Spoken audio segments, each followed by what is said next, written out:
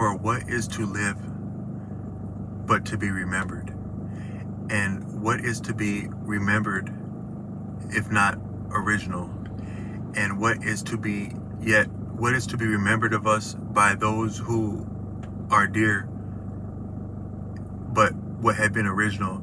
And what is to be the same remembered and also cited by our foes of us that had not been original? So we can't be lovers without being fighters, and we can't be fighters without being lovers, and we can't be either of those without being original. So that's where I'm coming from with this, and I'm gonna try some bold statements that I've been contemplating, but I hope I hope they can land just in coming from good faith, and also trying to be trying to introduce honest discussion, and I think dialogue, maybe, because discussion is one thing, but when it becomes dialogue, now you're actually getting on somewhere. I think I want to start this one saying that I had so I've mentioned some outstanding, eminent thinkers and scholars on this channel, and I've been intimate with the thoughts of all these people, but I've actually had conversations at length in privacy with no less than two of the scholars that I've cited on this channel, and one of them was telling me that when you think in terms of, so I asked him a question. I asked him how does radio communication work, because like I work around radios, like and it always is just kind of blows me away, like how the actual radio works. Like, we have phones, and like, with the phone you can communicate with someone more efficiently, directly, and maybe across greater distance, but yet a radio in your hand is really kind of profound. Like, sometimes, if you can imagine, like you got 70 you have 70 independent thinkers and scholars on your hands, of all statures as minors, and then the younger of which are maybe the more enlightening thinkers, and also the more verbal of which, and you have all of them on your hands, and you have a sophisticated means of equipment that is capable of conveying. You have a sophisticated large-scale conveyance that you've been trained upon, that you are conveying yet yourself and these outstanding disciples or pupils across rugged weather, inclement weather, with adverse traffic conditions and weather conditions, and then you are one of you are to rendezvous with a third party who is an agent, and a custodial agent, to transfer, and then yet further bear the guardianship and stewardship of your young precious pupil and precious cargo, and then your rendezvous has failed to meet you at the specified point, and then you're also experiencing technical difficulties within the conveyance, which is a recent model conveyance, but yet somewhat dated, and had been underwent more physical rigors in the environment due to the nature of the profession, and where this conveyance would accrue mileage and wear faster than a typical vehicle would, so such as it has rendered you to be no longer motive and kinetic, and you are isolated and confounded to a position while you're extended in a urban terrain of a mixed multitude of status of professional and quality of citizenship, and you are somewhat extended in this moment, both in terms of the weather conditions, the social conditions, and the traffic conditions, and so you are communicating for further insight, directive, and also perhaps support into your situation, be that the conveyance of yet another conveyance, or the additional of outside support and insight to maybe give intelligence and awareness about resources and venues that you could maybe that you could make an improvised designation, given the outstanding conditions, and in that you can understand what a radio would mean to you right there. So I've always thought radios are cool, especially as I've been a professional, and it's actually kind of interesting how the radio can convey not only what your information, but actually the tone of your so many nuances and inflections of your emotional constitution, your professional constitution, your intention, your initiative, your perspective, your insight, all that, your experience, lack of experience, all of that is conveyed in a radio across invisibly across a broad distance to be received and rendered and reinterpreted and fashioned to another person to understand instantly.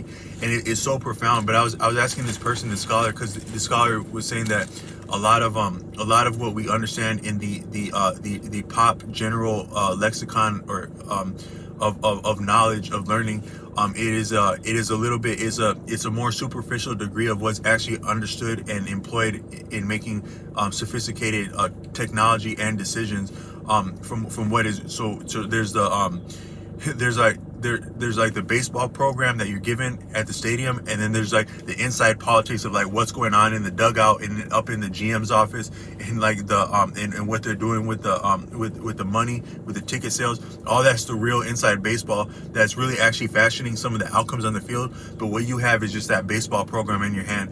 And it could be said that the people that know the most about the inside baseball, they'd actually be the most happiest with the superficial program. Because if you had like a real baseball buff on your hand, they'd be just as happy with that program as a piece of memorabilia and vintage, and they could tell you things about that program within that superficial program about the inside baseball and back and forth, as if you're talking to like the real McCoy.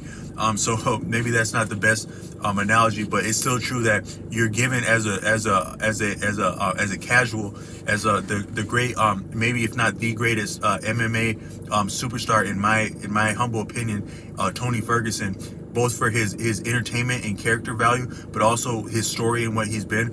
I think that might have been one of your underrated your underrated GOATs right there would be Tony Ferguson. But he has said he coined the term casual in as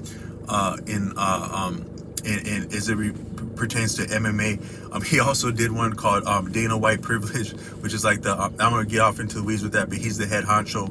And he's an interesting guy himself, Dana White, but that's just a little double entendre and pun at the same time, where he's saying Dana White privilege and referring to entitlement and privilege as his experience in sports, which I think that we can't isolate entitlement, privilege, and identity, if not our appearance and our personal identity. And it can't be isolated from issues of entitlement and privilege in a professional setting, in a social setting, in a religious, any setting where humans are coming together. Perception and entitlement are part of that, and it cannot be isolated. That so we act in a certain way. We can't actually fault Dana White or anyone for stuff like that, because that stuff's been here for a long time and it's probably going to be here for a while. And we all have to overcome that, and we all have those reflexes in ourselves. Just as an aside, but he coined those terms, and also the term casual for people that casually interface with it. So I'm saying like maybe a casual would think one thing with the baseball program that's given to them, and then there's the real baseball beneath that. But then actually your real hardcore fan would be actually equally as satisfied with the superficial program, yet can read into the real baseball with the superficial program as easily. And so just a little bit of random nonsense, but a lot of us are casuals. As a lot of people would call ourselves educated, but the scholar the scholar Taj Tariq Bey has said that what we first of all, the education system was overhauled, I think, at the beginning of the 20th century by no less than some of the heavy barons of titans of industry and barons. And I think that those families and those names, they still have a lot of rank and pull and influence. So I'm not going to level those families and those titans. But they were yet some of them are still with us. The descendants of them are some of our most prominent figures to this day, in your face and also behind the scenes that call the shots.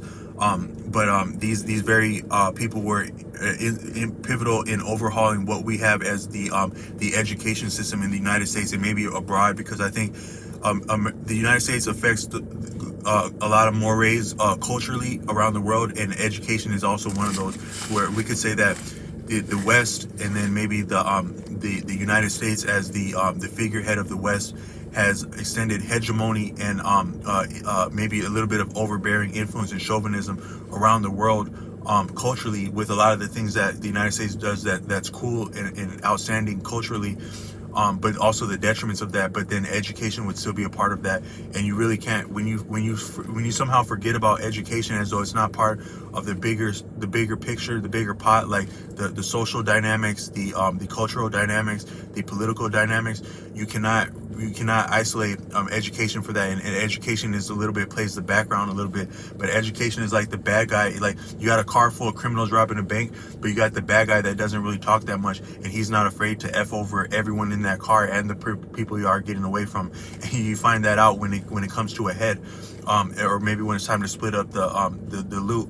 But the education is that same figure. It's very pivotal, and a lot of us look right past it.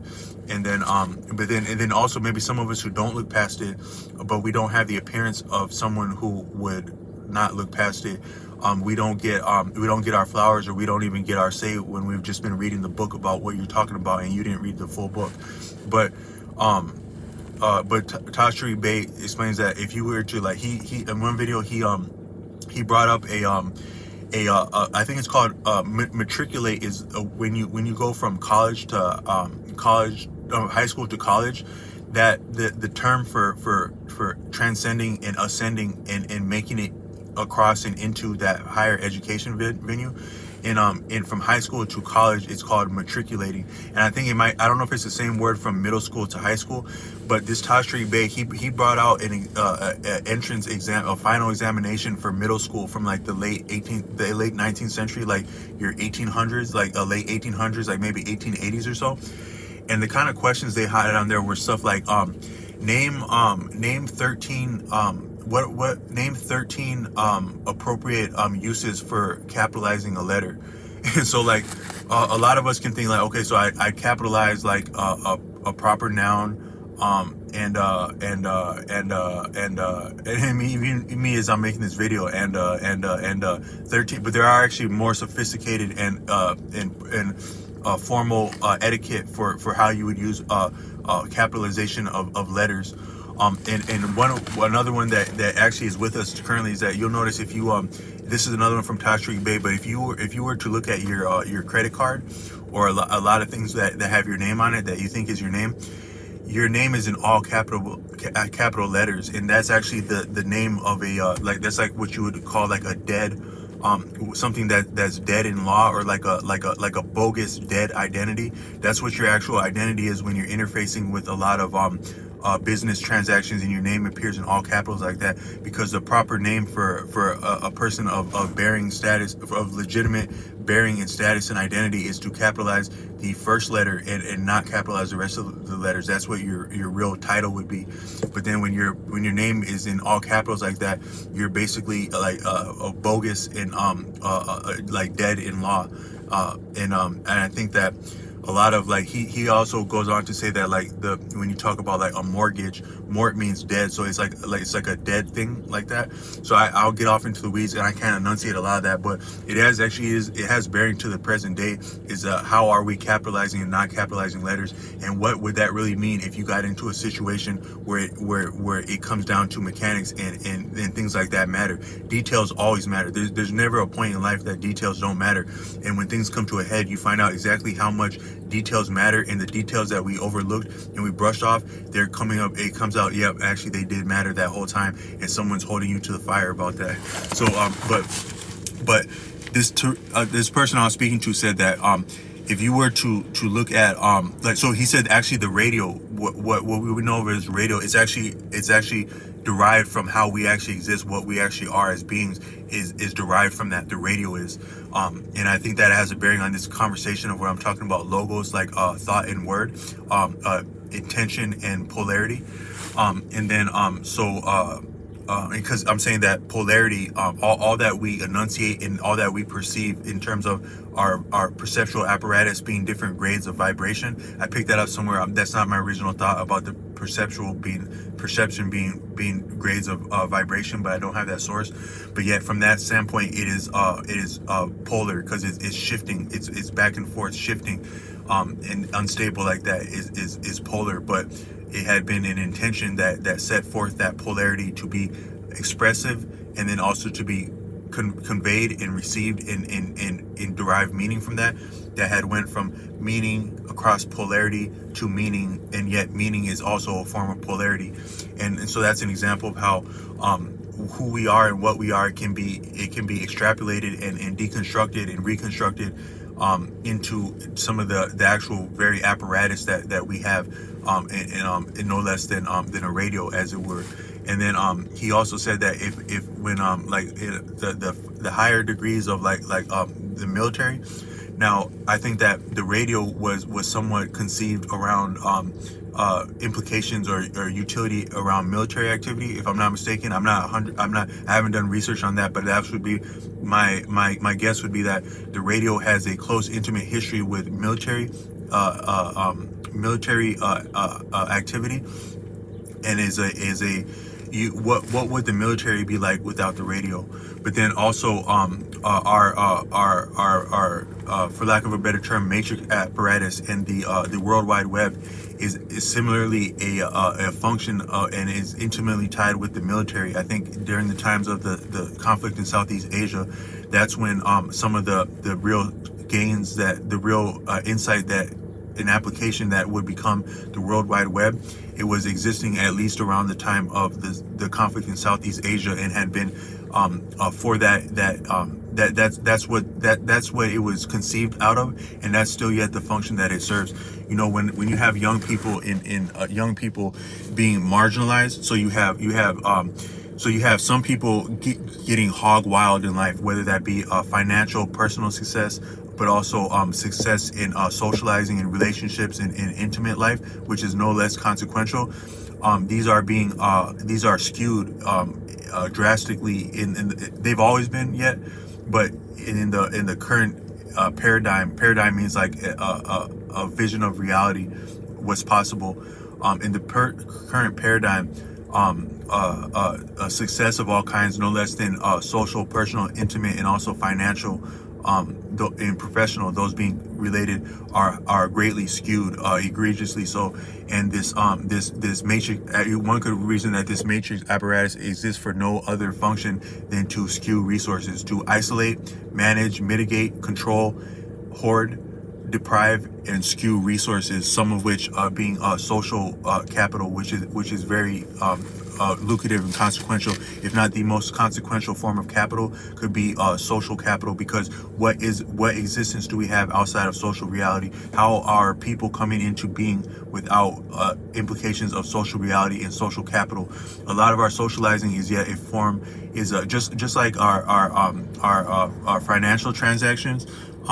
Our social transactions are yet a function of privilege, of entitlement and privileges. First and foremost, when you're interacting with a person, you are interacting across a means. Your experience is being conveyed over leverage, and that leverage is a function of privilege and entitlement at all times. And so the matrix apparatus, that one could say that's how it was conceived. It was conceived to further imperial activities of colonialism. It followed behind that. The colonialism had been waged against and rendered against and leveled against the humble people of Southeast Asia, existing as almost like feudal land tenants, or in a form of like feudalism. and they were being disabused of their means of existing, of making an existence for themselves, and being deprived egregiously so by, I think, the colonial experiences they had with the French people. And then I think that the United States came in behind them because they're standing up to the French, and also their proximity within Asia, to broader powers in Asia, and then also back to going further.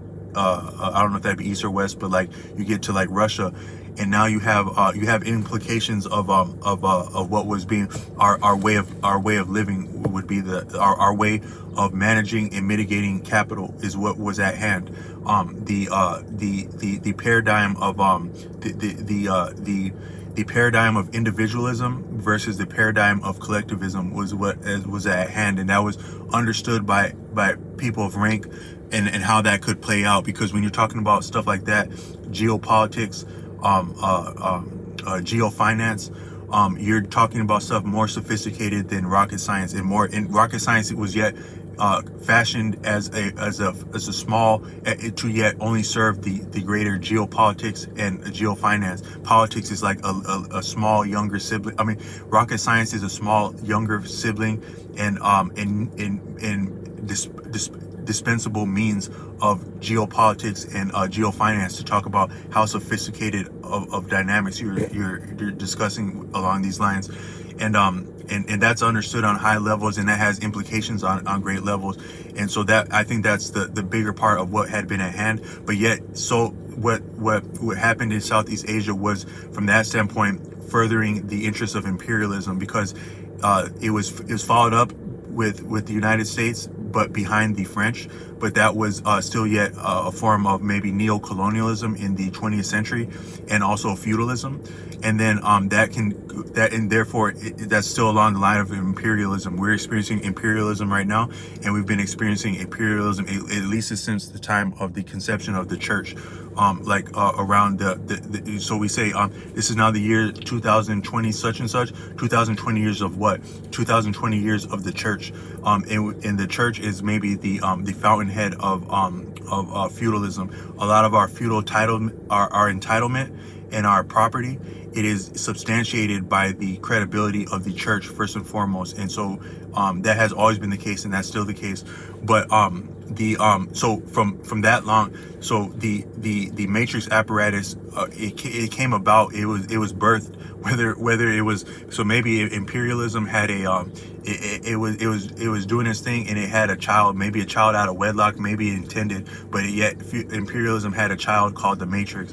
And then that imperialism, it was always with us, but in that term it was like maybe neo-colonialism, and that can go, you can walk that back to like slavery, colonialism, feudalism, but all of that is gentrification. That's displacing human beings and environments in an inequitable way in order to seize resources and capital and the means to exist, exploit all of the former for the latter, for across arbitrary lines of maybe entitlement, nepotism, racism, classism. All of those are yet functions of simple gentrification, and people getting the best of another person or an environment. And that's way older than Europe. That's way older than any region. That simple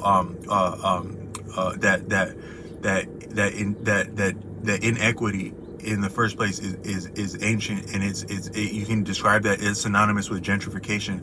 And the matrix apparatus is a function of that, and it yet still serves that now. And so, but within that, the only reason I level that is that you can understand what you're doing on social media and across the World Wide Web as a military apparatus. You are engaging in military activities. When you have young people in high school who are isolated, I think the word is castigated, marginalized, and they're losing opportunity. They're using access to social experiences, and also soon later professional experiences, to be experienced across their lifetime. They are being that's very brutal. It's the same for adults, but it also starts even before attaining majority. And it didn't start with the Matrix, but it's exacerbated by the Matrix. But what this scholar said is that if you take a the highest tier of military science, military thinking, they're appreciating a human being in an electrical term. They're approaching so I'm going to neutralize that target. See, you see neutralize. When you neutralize something, it no longer has polarity. Therefore, it no longer has viability, meaning, or life, because you neutralized it. It's not hot or cold. It's neutral. It's dead in the water. And so that's an example of how a military term can be reduced to dynamics of electricity, and viewing things that in terms of electricity. If you want to get right down to see when someone really has a problem with you and does not appreciate you and or your company and or your existence, they're not taking shot. They're not doing fancy boxing moves with you. They're going straight for where it counts. Those little two things that count, they're going straight for that, and that's where the blows come from. Whether it's a disrespect, affront, or an actual physical blow, they're going straight for where it counts. And it's no different with the military. And from that standpoint, they're looking at a human being or an environment or a target or whatnot in terms of electricity. And so I just want to say that that's an example. So this conversation I'm having about the logos, it might not be as like a lot of people would say that you're talking philosophical now. That word philosophical is much misunderstood and abused. There's certain words that are buzzwords, and so when someone says them, they're either passing something off or they're writing something off. So if I say, like, if I'm talking about like when I say the conflict in Southeast Asia, I'm not gonna say what that's a euphemism for, but that's a sober and the most decent way to talk about the most indecent thing that can not be imagined and not be imagined, and it's a euphemism in that way. It's actually the technical. I think that would be the technical designation for that episode, but it's yet a euphemism because I'm making it sound much cleaner, safer, and sober than what it is. But the same way, you can call someone an idiot. You can call someone anything if you have the right euphemism or buzzword. So one of the ones that is with us now is philosophy. So anytime someone says your philosophy, they're saying you're full of it, because it's actually they're full of it and they don't know what that word means. But what they're saying is that you're being sophisticated, you're being fancy, you're being Byzantine. Byzantine means like overly complex.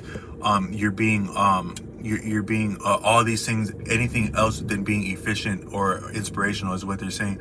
But what Osho explained is that word philosophy, that fia, there's different things that say fia that are both positive and negative, but it has to do with love.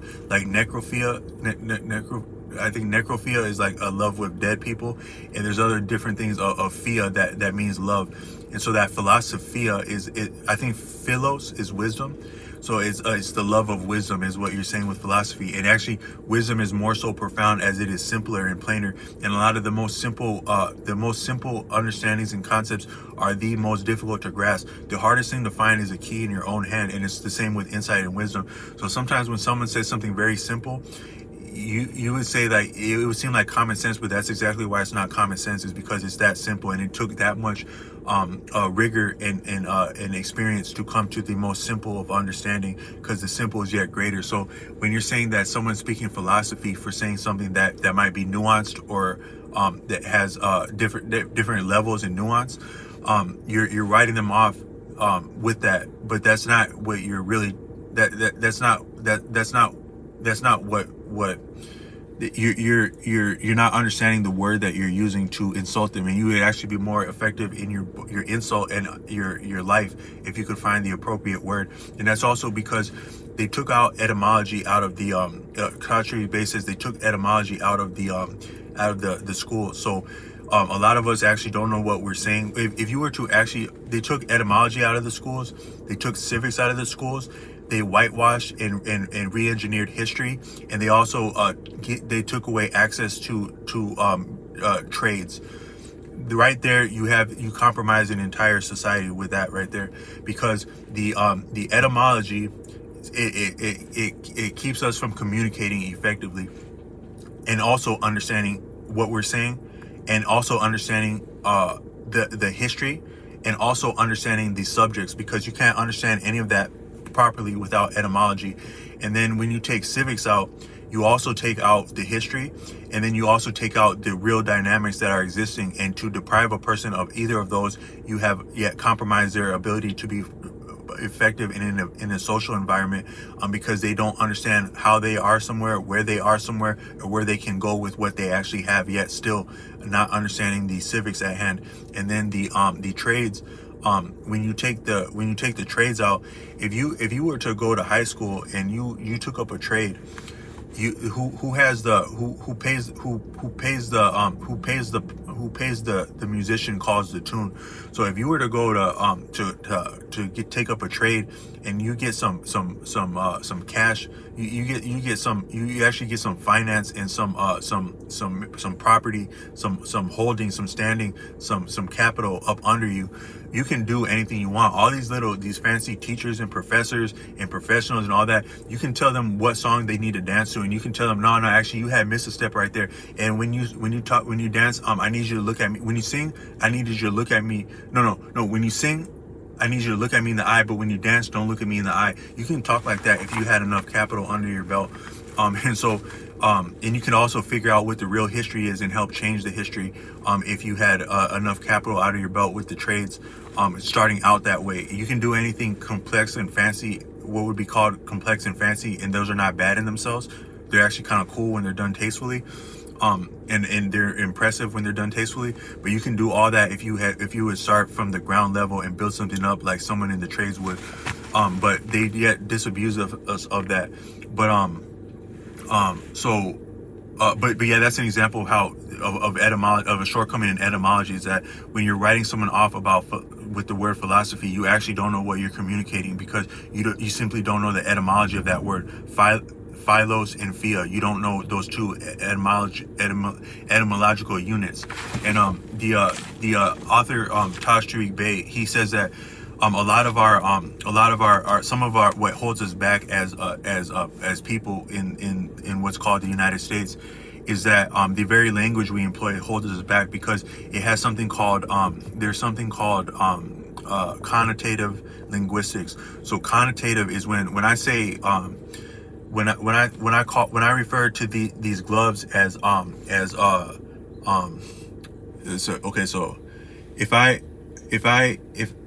so that's actually getting off into the weeds, because a lot of our language comes from metaphor. There's a book on poetry that says that most of our terms are a form of metaphor.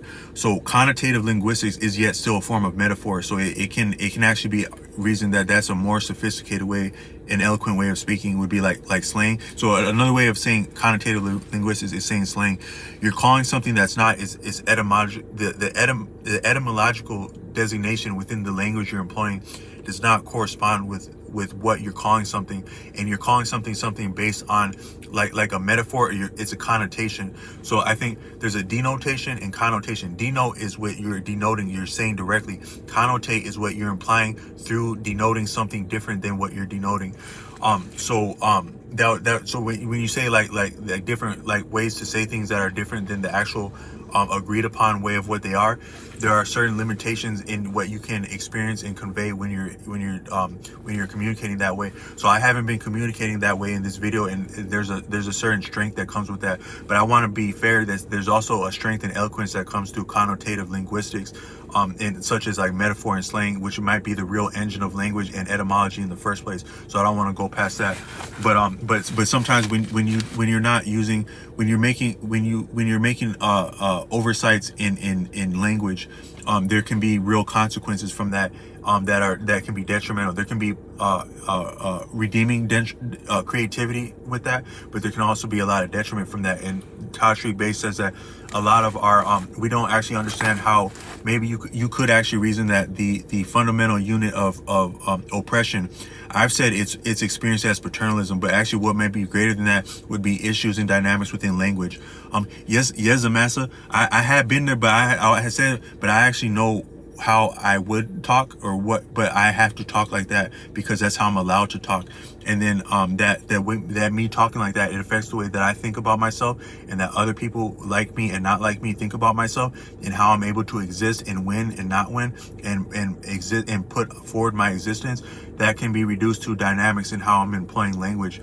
And so language might be the real sheriff in town, for better or worse, and the real the so um but we yet do exist. We it is been extrapolated in militant terms, which the matrix is a function of a military apparatus to view us in terms of electrical units. And I wanted to say that I was talking about polarity, and I'm running a little bit up against the clock on this one, but so when you experience wind outside, right? Like the wind was blowing this. We're taught that wind is of fine particles, but sometimes if you watch the way that things blow in the wind, it doesn't really look like there's like, it's not exactly particles in itself. It's because if it was just particles, I don't think they would have the leverage to go up and down in all kinds of different directions like the wind does. I think a more concise way of explaining the wind would be to say the wind is, when you're viewing the wind, you're experiencing polarity.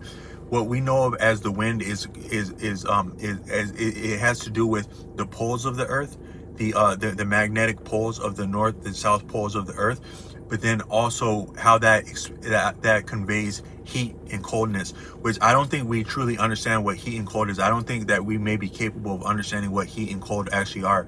But I think that heat and cold are they are the hot and cold are the they are the effects of a deeper reality, and so that's how we react to them, so that we can manage our stimulus and exist in our environment. But what heat and cold actually are I think way deeper than what we're taught.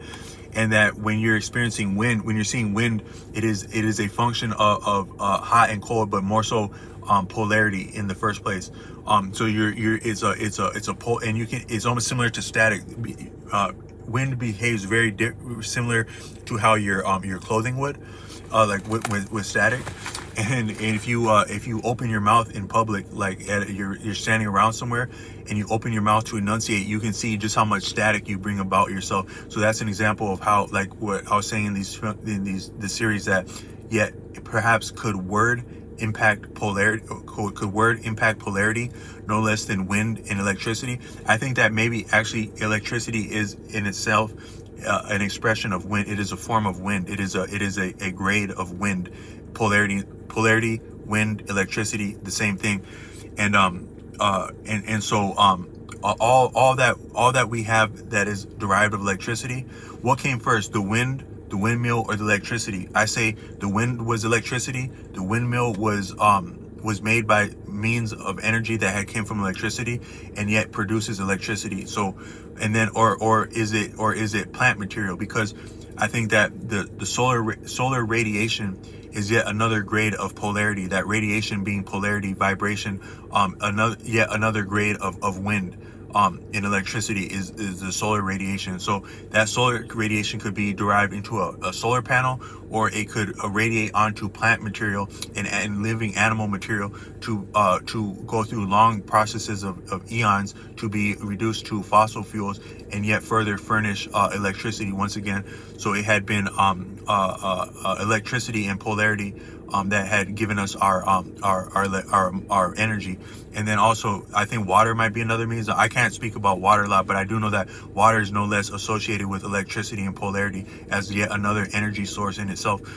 So that's some of the potence of electricity, and then this electricity being a function of spoken word and will. Nothing moves without the word. I talk about those heavy titans that impact us in the past and still impact us, and we're moving based off their word. We shall not do anything without having the right word to authorize what we have done, the right intention. So all I think that we experience is intention and polarity, attention and connect and static. Intention and static is what exists, and yet intention is a grade of static, and static is a grade of intention. And so that's what we have to exist as. And I think I'm running up against the clock, but I just wanted to say that and this last one, I think that when you experience fire, a lot of people don't actually know what fire is. Like, what is fire? So you have the heat, and I already said that I think the heat is deeper than what we can what we can understand. But I think that fire is friction in itself. Fire is pure friction, and it's when the finer elements of static are when elements that are come into that isolated heat like that, these elements have friction. Fine elements, finer than matter, spiritual even, mind you, it's friction when you see fire.